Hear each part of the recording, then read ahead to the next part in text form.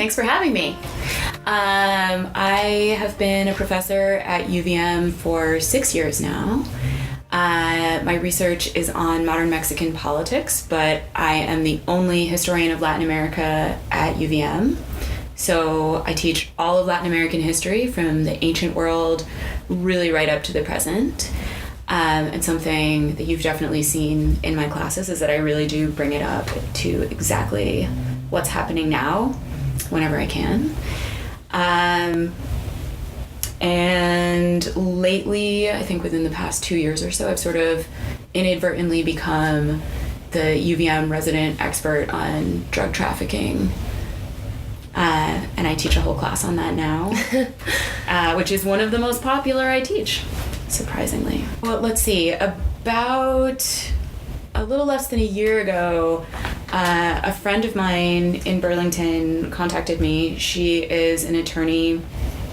We're in a women's group together, and it's a group of progressive women in all different fields. We all have young kids that are about the same age, and she really wanted to go and work doing a week of volunteer pro bono representation of Central American asylum seekers in detention in Texas. But the program she wanted to volunteer with only accepts either Spanish-speaking attorneys or attorneys that bring their own interpreters. So she recruited me to be her interpreter to go to Texas and spend a week in a detention camp. And I very just sort of instinctually said yes. Mm-hmm. So it was a little bit of strategic case building and strategic shaping of the story in order to ultimately present a case that is feasible by the interviewers in the asylum case. Yeah, I mean, in a lot of cases, there were things that had happened to these women that it just didn't occur to them would be relevant for their asylum case. Things that make asylum cases a lot stronger, for instance, are persecution on the basis of race or religion.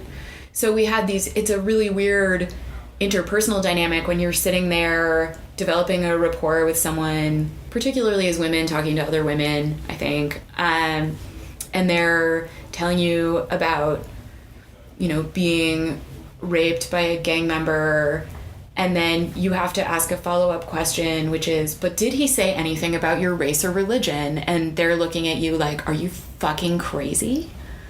Like, why are you asking me that? And we would have to explain, like, well, the U.S. government cares actually much more about that than about you being raped.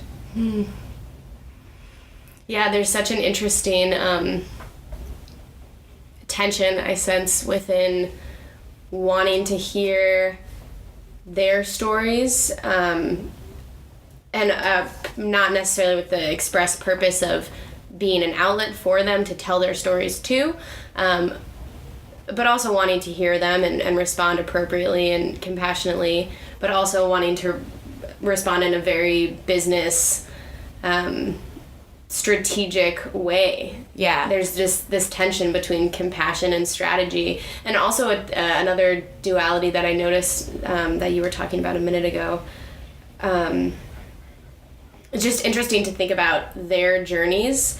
The covert smuggling portion. Yeah. In as an avenue to get to the quote legal portion. Yeah, that is really interesting. And how that, the United States really supports that sort of way of traveling, and that the danger that these women and families put themselves in line of in order to access the legal institutions that the U.S. has established to deal with them. And it's...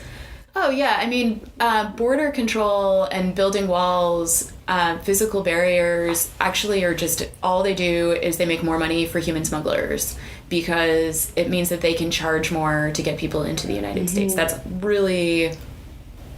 one of the main consequences. And already as it is, it costs anywhere between $10,000 and $15,000 per person to get someone out of Central America.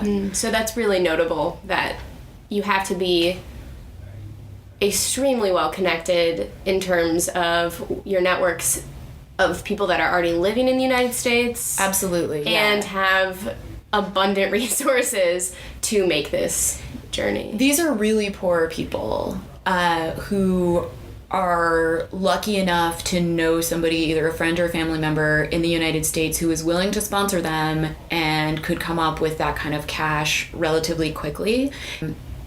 I think something that really struck me in doing this was, I think that male attorneys and interpreters were really at a disadvantage in terms of... Oh, I'm so happy you're talking about this. Just what women were willing to talk about.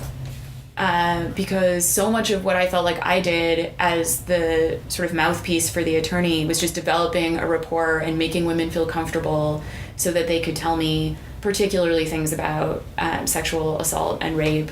And by the way, I think maybe with only a handful of exceptions, everyone I talked to had been either sexually assaulted and or raped.